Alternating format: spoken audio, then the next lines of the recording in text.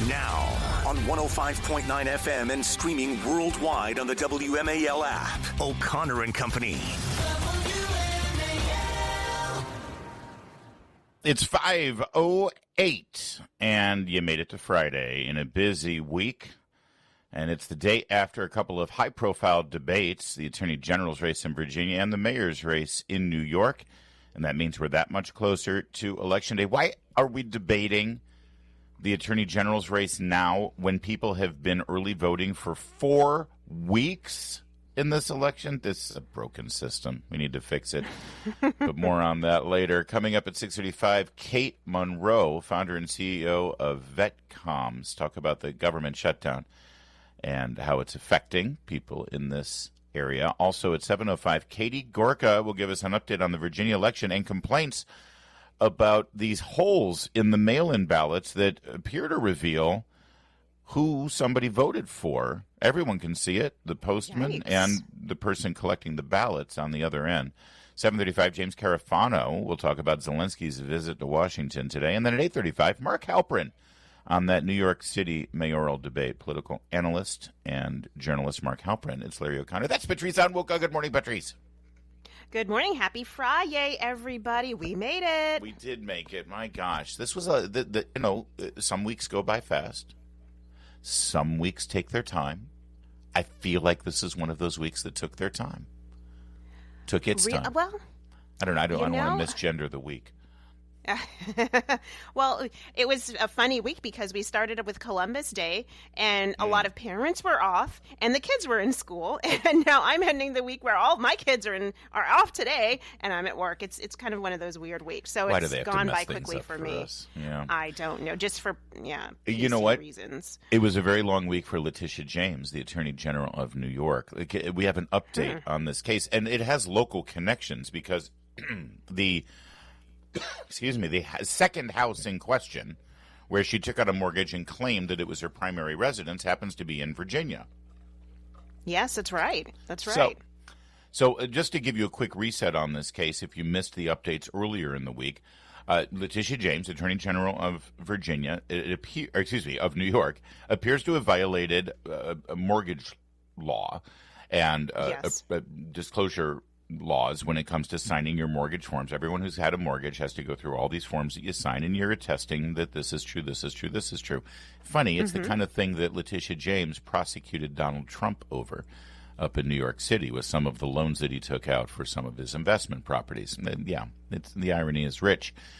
She bought a house in Virginia, claimed that it was her primary residence, which, of course, on the face of it doesn't make a lot of sense, because how can you be the Attorney General of New York and a politician in New York if your primary residence is in Virginia? Well, it turns out it wasn't her primary residence. Her primary residence, of course, is in New York. This became an investment property, and it turns out she was renting it out or had tenants in it. Now, earlier this week, it was revealed that the tenant in her house happened to be a relative of hers, a niece or a grandniece, who actually was on the lam. She was a fugitive of the law, an absconder, because she was doing probation in North Carolina for crimes, and she fled, dropped bail on her parole. I don't know what the correct term is, and ended up going across state lines and hiding out in Virginia. Well, now here's the latest. New York Post reporting. Indicted New York State Attorney General Letitia James housed her fugitive relative in her Virginia house for 5 years. The under fire prosecutor's grandniece, Nakia Thompson, has been living with her 3 children in James's 3-bedroom property in Norfolk. And now it turns out that the aforementioned grandniece was also an OnlyFans model. Oh, my goodness. Which, for those of you who don't know, is basically internet pornography. She's an internet porn model. People can, go to her account and see her on a live camera and pay her money online for her to disrobe and do other certain acts online. She's a performer, let's call it. But I mean, you're giving her way too much credit to call her just a performer. She's not just dancing at a children's party, as a Disney princess. I'm using this is not Tia, Princess Tia. Yeah, no. So it gets better and better. When she was just 15 years old, apparently. Wait, hold on. I don't want to skip ahead here. Their grandniece is Kayla Thompson Hairston. Now, that's one of the people living at the house. That's another grandniece, so maybe this is a sister. An OnlyFans star with a public X-rated social media presence. She, by the way, was charged in April for lying about her felony criminal record when she tried to buy a gun in Suffolk, Virginia, according to court documents. So she's under investigation for a federal gun crime. Oh, my goodness. While being an X-rated social media star. And she was also living in the home with the aforementioned big sister, Nakia Thompson, who was wanted as a fugitive in North Carolina. So this is Letitia James, the Attorney General of New York. These are her two grandnieces, one of them a pornographic X-rated OnlyFans model who's under federal investigation for gun crimes, and her sister who's a fugitive from North Carolina. Incredible. Yikes. I mean, listen, Letitia James, she needs to start in her own household before she starts, grandstanding and telling everybody about their crimes. And I mean, go turn her fugitive grandniece, is it, in? Yeah. Or, I mean, this is embarrassing for her. The fact that this supports the fraud claim of her mortgage fraud is one piece of it, but then it is the lack of moral judgment here in your own family. And listen, I get it. Sometimes you have wayward family members, but you don't then house those who are on the lam from the law, especially those who should not have firearms, something that you should know as a prosecutor. Yeah. I think this speaks so poorly about Letitia James, both her fraudulent activity and her judgment. I mean, come on now. She's a fraud. She's an absolute fraud. And you're right. She sanctimoniously says that no one's above the law, and she's, pristine going after Donald Trump for all of his crimes. Here's the interesting thing. One of her defenses in this might be, it wasn't an investment property. I wasn't charging rent to my grandnieces. They were living there rent-free. That's apparently, now I don't know if that gets her out of the lying on the mortgage form because it's still not her primary residence. But here's the thing. If she testifies and makes her claim that these two were living rent-free, well, that's kind of worse, I think, because then she could be accused of harboring a fugitive from the law. I mean, what's worse? That's right. What's worse, lying on your mortgage form and actually getting rent as an investment property for your second house, or using that house to harbor fugitives from state and federal law? Pick your poison. Either way, that's Letitia Both are really James, bad. the Attorney General of New York. And by the way, it's a good warning sign for Virginia voters, because with everything we know about Jay Jones, that he could be the same kind of embarrassment for us going forward. Yes. WMAL, making sense of the news. Live from the Home Paramount Pest Control Studios. Home Paramount, the leader in pest control since 1939. Your next $1,000 could be one text away. It's $5K a day on WMAL. Well, John Bolton was officially indicted yesterday for mishandling of classified information, and this is that's embarrassing. Kind of a big deal, yeah. In fact, you go to the usual outlets that would defend and bail out somebody like John Bolton, like CNN. Now, let's be clear. John Bolton is sort of your quintessential neocon Republican who the Democrats and the media hated when he was, an advisor to George W. Bush and et cetera, et cetera. But now, because he's anti-Trump, they pretend like he's great and they love him. But here's the thing. They still kind of hate him. So he's sort of a man without a country. And it sort of showed on CNN last night as the analysts couldn't deny the fact that this appears to be a serious, serious federal crime. I had a clearance, and whenever you go through the training to have a security clearance, you are always told about the handling of classified information and exactly how you must handle it and how you cannot take it home. And I'll point out, you were reading his statement earlier today. They talk about how these are handwritten notes. Handwritten notes doesn't necessarily mean it's no longer classified. It just means that the classified information is somewhere else, just like whether it's on a signal chat or whether it's in your notes. It needs to stay in a SCIF. And so this is the worst case scenario for the intelligence community. The intelligence community often fears of leaks. They often fear of spills.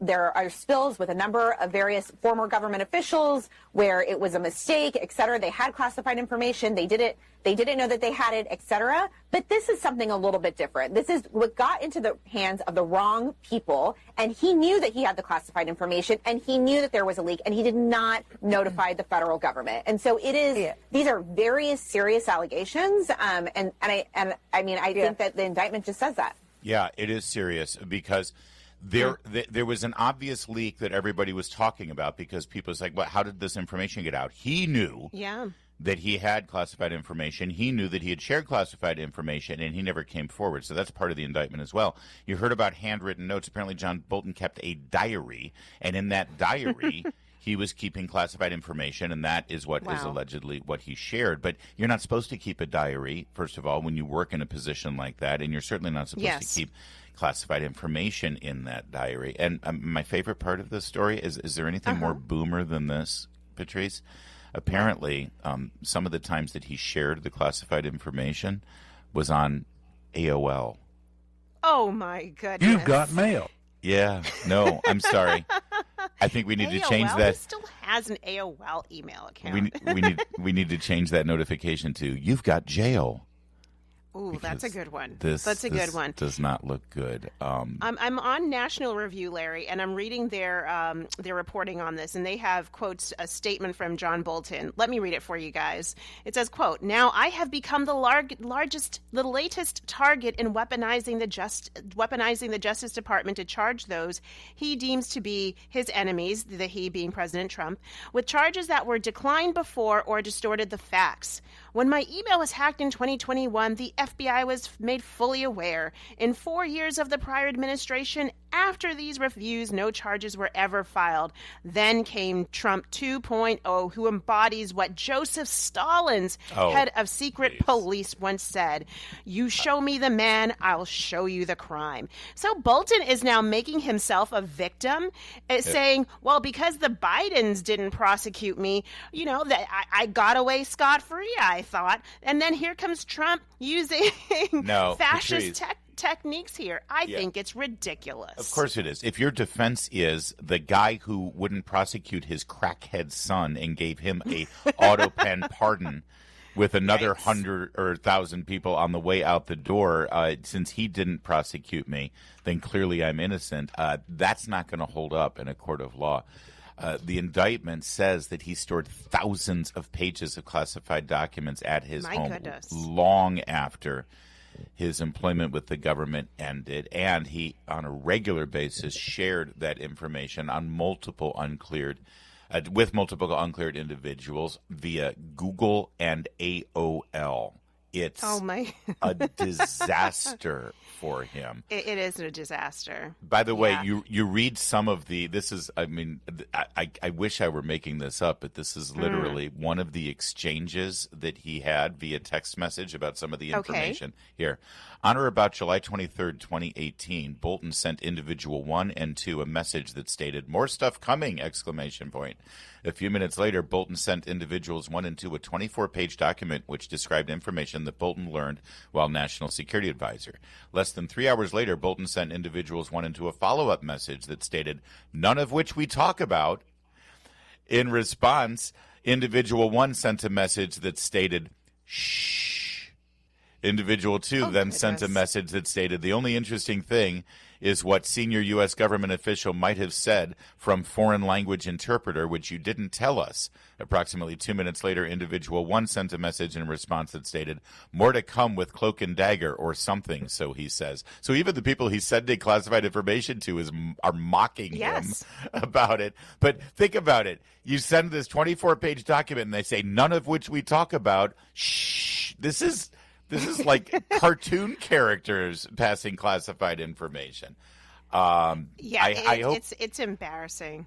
I hope they have a good barber to groom that mustache in the federal penitentiary. It's 524. All right, you won't believe who just won $1.4 million in Illinois. I'll give you a guess. He's already filthy rich. We'll give you the lowdown. It's 5:30 on O'Connor and Company. WMAL-FM Woodbridge, Washington, a Cumulus media station. Making sense of the news. News Talk 105.9. News now. Now on 105.9 FM and streaming worldwide on the WMAL app. O'Connor and Company. It's 5:37. Good morning. Thanks for tuning into O'Connor and Company. We're having a blast already on this. What do you call it there, Patrice? What day is this? Friday. It's a Friday. Friday, I believe she said. Friday. There it is. Yeah, thank you. It is. I'm feeling yay-ish.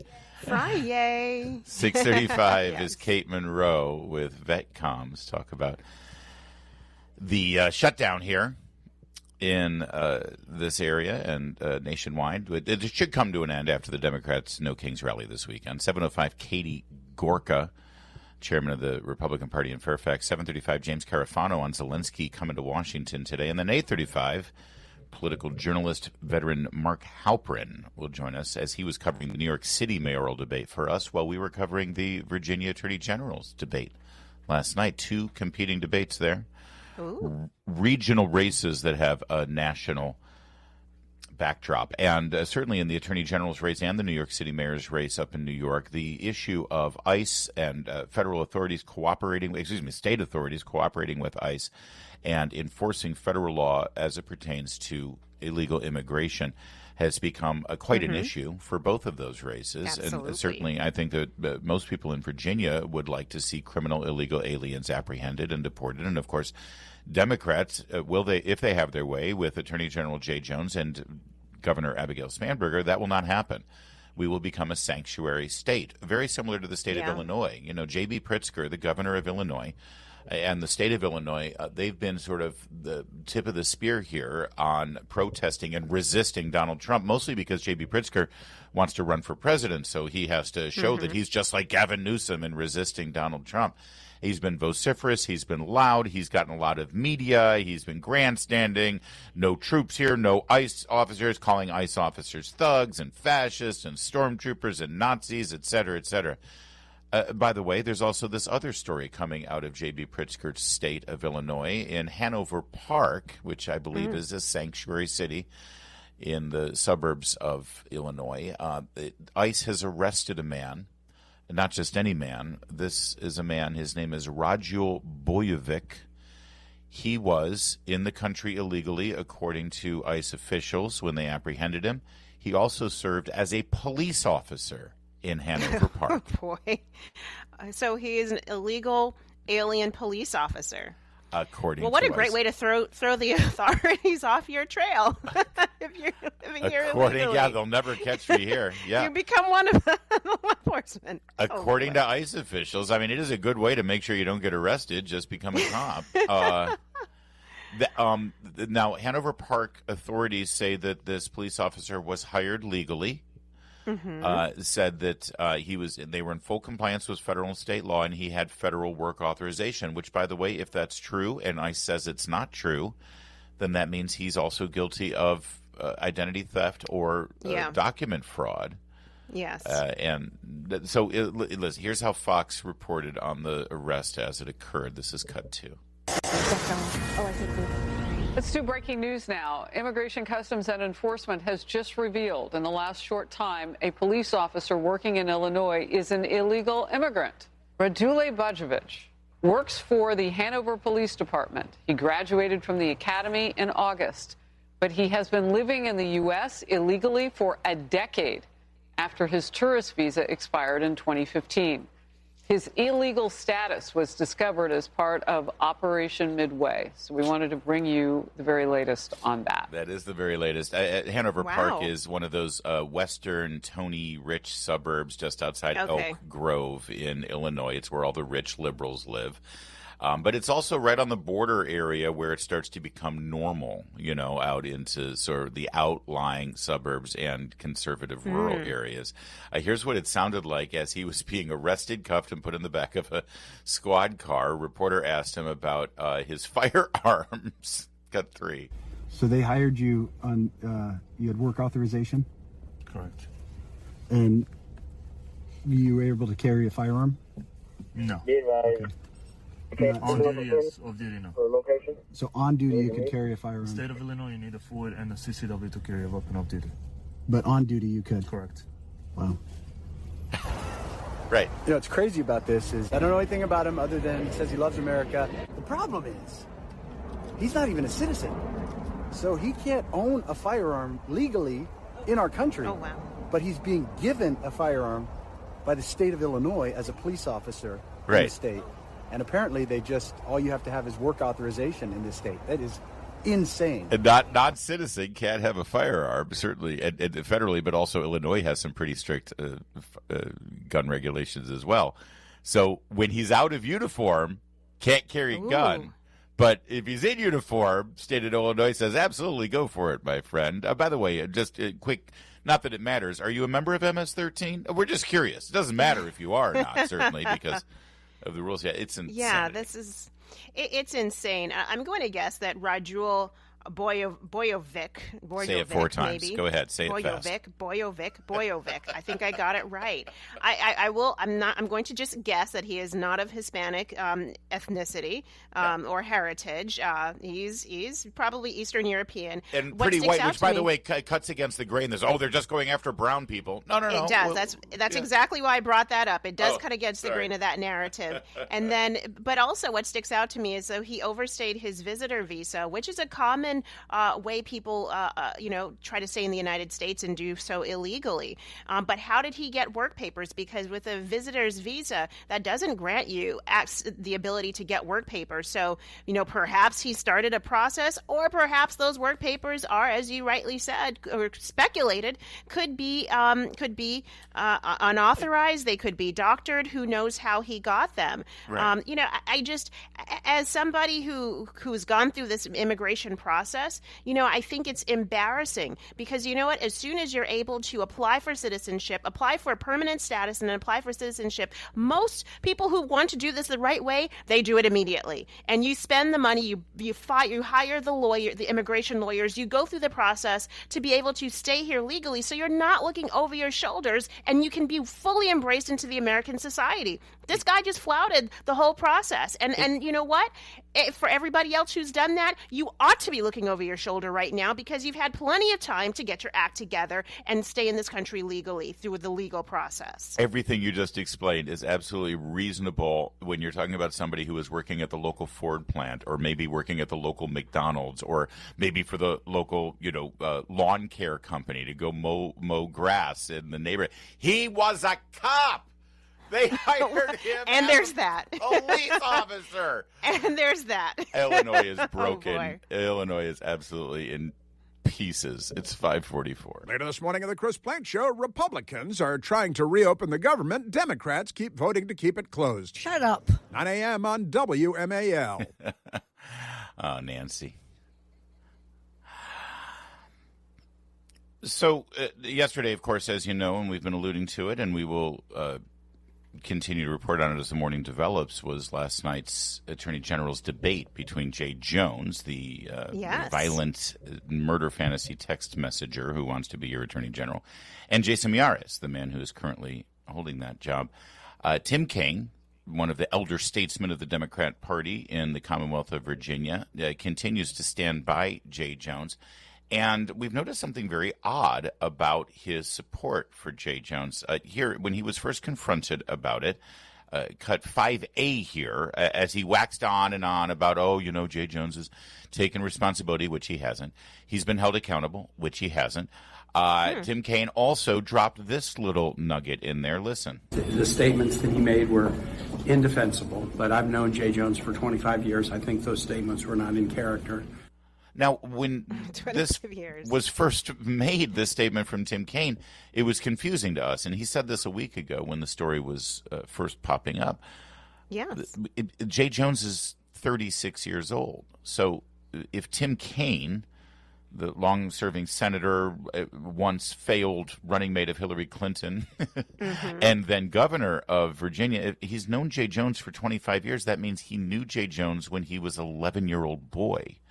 Which we had many questions Sounds about. a little creepy. It's odd. It's a very odd. I mean, maybe there's a backstory there. Maybe he knew Jay Jones's dad or mom or something, or I don't know.